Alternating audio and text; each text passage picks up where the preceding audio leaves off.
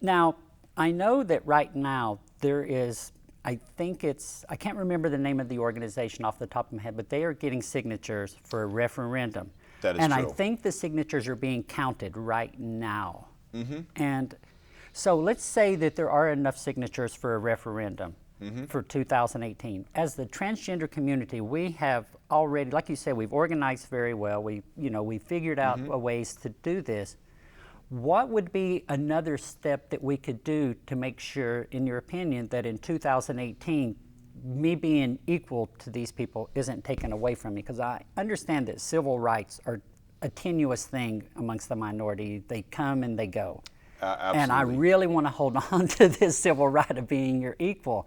So can you give me some advice of what I could do as a constituent of yours, of how I can promote my thought system on this and how I can promote my belief that I am your equal? I would appreciate it. Absolutely, and I would argue that you're doing this show for, you had the show for the past year, is that right? Past year, yep. Okay, I mean that has a big impact that you have a show just like I have a show, on a monthly basis. That sort of makes people more comfortable and gets to know someone who's transgender, even if they're not directly friends or have a loved one who's transgender. So I think that has an impact.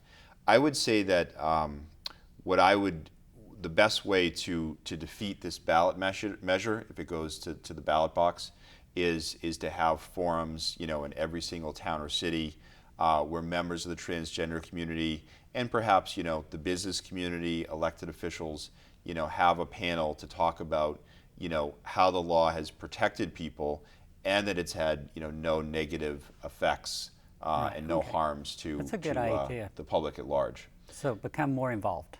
Absolutely. Even more involved.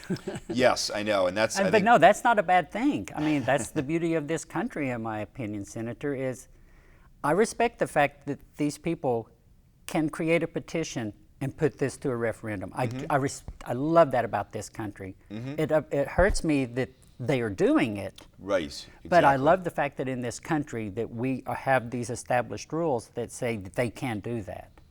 That's very well said, and I think the balance that we have in government is the will of the majority versus protecting the rights of the minority, and I think that's what really came up beginning with same-sex marriage, but obviously there's a whole history, going back to slavery, going back to the civil rights movement of, how do you make sure that those that perhaps don't have the votes immediately or don't have the power and protect their rights, and I think that's a long struggle, and it's been amazing to see. I think how quickly the LGBT community has received those rights over the past 10 to 15 years. It's been incredibly inspiring and very impressive. I never expected it. I didn't either. When I was in East Tennessee, I never expected to be accepted, period. And my goal is for East Tennessee and Tennessee to understand that I'm here. I'm actually a contributing member to the economy of the state of Massachusetts, the Commonwealth of Massachusetts. I pay my taxes. I go to my work every day. I'm a true contributing factor. I mean, I help the economy of this state. I help the children of this state. If you make me less than your equal and I can't get employment, then where am I going to go for finances? Where am I going to go for housing? You're pushing me away from being a productive member of society to the possibility of not being able to be productive whether I want to or not, and then having to look for public assistance housing and things like that, which are wonderful things because people need it. Sure. But don't make a law that makes me have to do that, is my opinion on it. Exactly.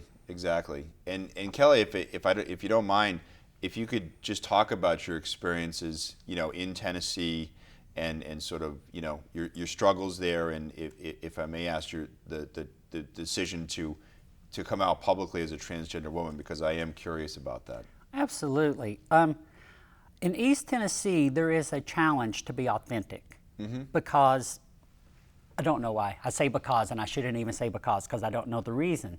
But so I battled this internal struggle the vast majority of my life. I had this huge internal struggle of knowing that I was a woman. But I also had this external pressure of any time that I would let that woman slightly come out, the external pressure of society would smash me right back down into my hole and I would have to hide. So I became very depressed. I wasn't a healthy human being because of it, because I couldn't be my authentic self. Well, only 11 years ago, I said enough is enough. I'm going to exchange this internal struggle of beating myself up for an external struggle, because I had finally figured out I could beat myself up far better than anyone else can. So I exchanged the internal struggle of wanting to be myself but being afraid to do it, and so I did it. I'm like, the heck with it. I've got to be myself. So in 2005, I transitioned the last day of school at the school that I worked at in East Tennessee. I'm a middle school teacher by trade, even in East Tennessee. The school year that I decided to transition, the school system got involved. The mayor got involved. The superintendent of schools got involved. And what happened and this is public record, so they can go check it out. I was dismissed from my position and told that I could have this other position at a different school. They just kind of brushed it aside. So I had transitioned at this point. So me being who I am, I just went to every school in that school system with my resume and got hired again, because I'm a qualified teacher, and they saw my record and didn't know anything. Well, because the left hand and the right hand eventually talked to each other in school systems, the school found out and let me go.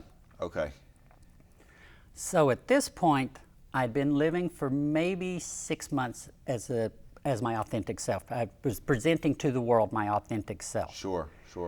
And I'm like, I have made a mistake. I am going to not have any hope of finding employment here. And I thought, I'll give it one more go. So I went back to one more school, got hired at that school again because of my record. They found out, and the exact same thing happened again. So I got the Equal Employment Opportunity Commission involved. They came. If I may ask, I'm sorry, Kelly, but when they dismissed you, I mean, were they as blatant in the discrimination to say why? They told me. They told me it's because I'm transgender. They asked me, why am I fighting this fight in their school system? Why did I choose their school system for this fight? And I'm like, because this is my hometown. That's what I told them. This is where I'm raised. So I want to pay back to the community. The EEOC investigated and gave me the right to sue. So I'm like, I'm going to get it. I'm going to do this. I couldn't find a lawyer anywhere in the United States to take it. My goodness. Because Lambda Legal and everybody like that were pushing for marriage equality at that moment. So all of their fundage was into that. And so I kind of just disappeared for several years. I had low-end jobs delivering pizzas, lots of jobs that are not bad jobs. I mean, I was able to survive delivering pizza, but that's not the dream job that I wanted. I wanted to be a teacher. You're right, given your qualifications, So in 2014, I found out about Camp Aeronautic. I drove up here and I volunteered at it for a week. And where is it again? It is in New Hampshire. New Hampshire, I would love to tell you the town, but because of safety concerns, I can't tell you the town. But it's in New Hampshire. And like I said, I met these wonderful kids, Senator, absolutely wonderful kids. And they inspired me. So the camp ended on July 5th. I went back to East Tennessee. I thought about what I'd seen up here. So I sent an email to a friend of mine, or to the camp staff, and I said, hey, I got to get out of East Tennessee. I've seen the light. A friend let me stay at their house until I found a job and a place. So all of these people stepped forward. I moved to Marlboro a month after the camp.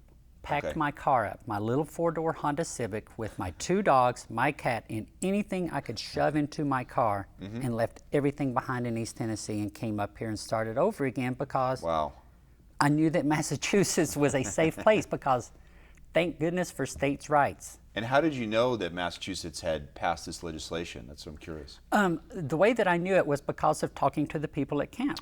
The other transgender people that are from Massachusetts, I was talking about in East Tennessee, and they just kept shaking their head saying, really?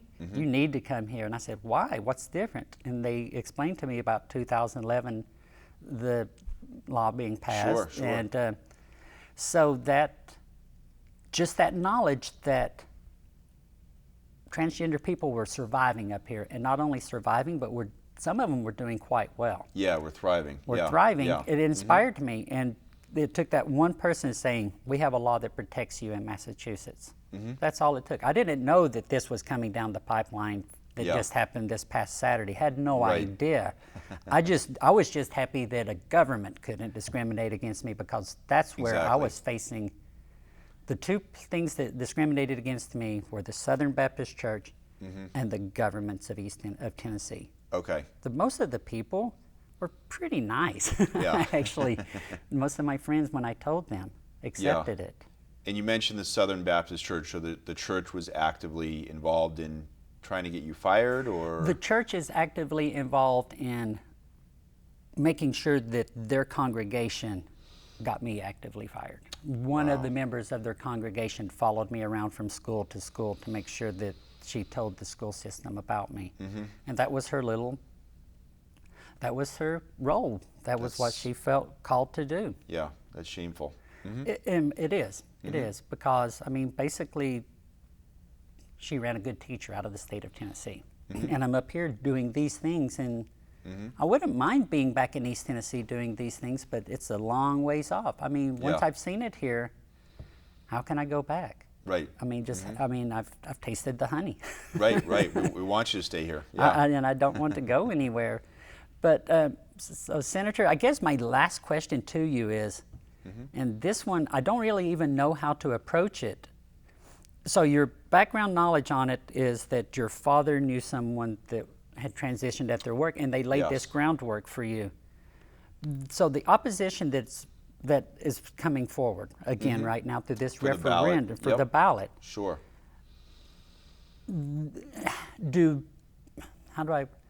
Does the left and the right talk much about this, or is it kind of the left goes its way with it? And I hate using left and right.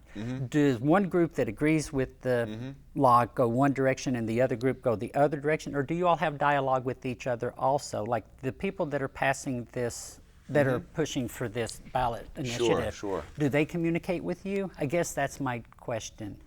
Yeah, I'm sure that the members of that organization will, send a letter to me, reach out to me, maybe even ask to meet with me.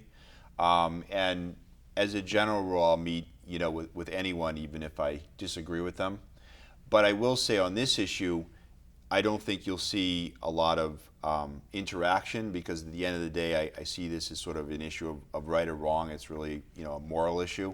And so I think what you'll see is, most legislators and probably most of society, because at the end of the day they support, this anti-discrimination law, are going to oppose this ballot measure. I personally feel confident that it would be defeated if it did go to the ballot. Obviously, we need to, everyone needs to tell their stories. We need to have these forums that we talked about. But I personally feel that people will become comfortable with the law pretty quickly, and that if it does go to the ballot, it'll get defeated. Yeah, 'cause that's 2 years from now, so they'll see that nothing bad has happened by it passing. Exactly, and I think also they'll hear the positive stories, perhaps of yourself talking about how this is better for Massachusetts in terms of providing great teachers like yourself to the Commonwealth, improving the economy, improving people's quality of life, and just an issue again of right or wrong. So I would hope that if it does go to the ballot, I don't want to see it to go to the ballot, but if it does, there would be a very robust coalition to defeat it.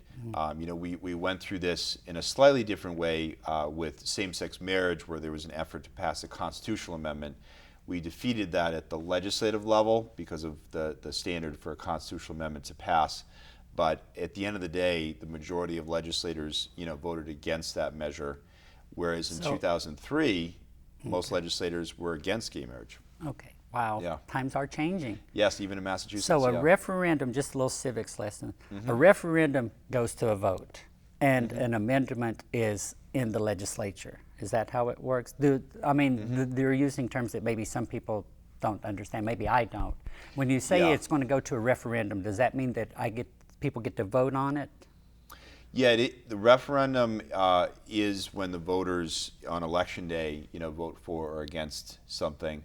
And for example, there's a number of ballot measures that we'll all vote on November 8th, right? On different issues. But the slight difference is that for same-sex marriage, that was an interpretation of our state constitution, that our equal protection clause, if you will, in the Massachusetts Constitution applied equal marriage rights to same-sex couples. So because that was an interpretation of our Constitution, for opponents to change that ruling, they had to change the Constitution to say that a marriage was between a man and a woman. Okay. So a constitutional amendment, it's a little complicated, but a constitutional amendment, the legislature has to approve it twice before it goes to the ballot. That is different, I believe, from the transgender anti-discrimination law, because that was a law, not an interpretation by the court, and therefore it can go right to the ballot. Although again, because it's affecting people's civil rights, there's an argument that it shouldn't go to the ballot at all. Yeah, I know. This is what I get to do as a legislator. Well, thank you for taking this role on for me. My pleasure. So just out of curiosity, where is your constituency? What is your district or your area that you represent? Yeah, it's a great district. It's a sort of mostly Metro West, a little bit of Central Mass district. So I represent 14 communities: Acton, Boxborough, Harvard, Littleton, Ayr, Shirley, Sudbury, Stowe, Maynard, Hudson, Marlborough, Westborough, Northborough, Southborough. Oh, okay. So yeah, so sort of Route 495, Route 2, Mass Pike District. I picked a very good place to move to. I know. I'm so glad you're my constituent. Every time I sit down and think about how lucky I am where I chose to live, I didn't really choose to live here. It chose me to live here. Is how I look at it. That's great.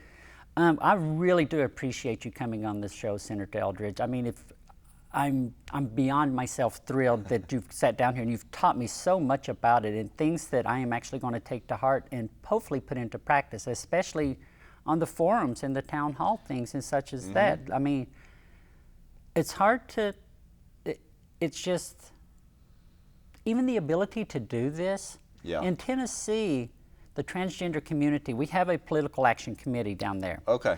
And we have a go meet your senator day, go meet your representative day. But that's about the extent of it. There's no businesses that are on board to support us. There's no, and sadly, money is a part of making the voice heard. It is, absolutely. It is. Yep. And I'm thrilled beyond pieces that I'm here with you all. And I'm glad that I can still say y'all and it not matter. Thank you so much. Yes, Kelly, it's so good to Eldridge. meet you today. Thanks you for having me on the show. And if you ever want me on your show, I would be more than happy to come on. Yeah, I would love to do that. Okay, great. Thank you everyone so much for this episode, and thank you, Senator Eldridge. And folks, I can't even describe how pleased I am about this episode. It's kind of the highlight of Kelly's quest, in my opinion, so far. Thank you, and I hope you learned something from this. Bye.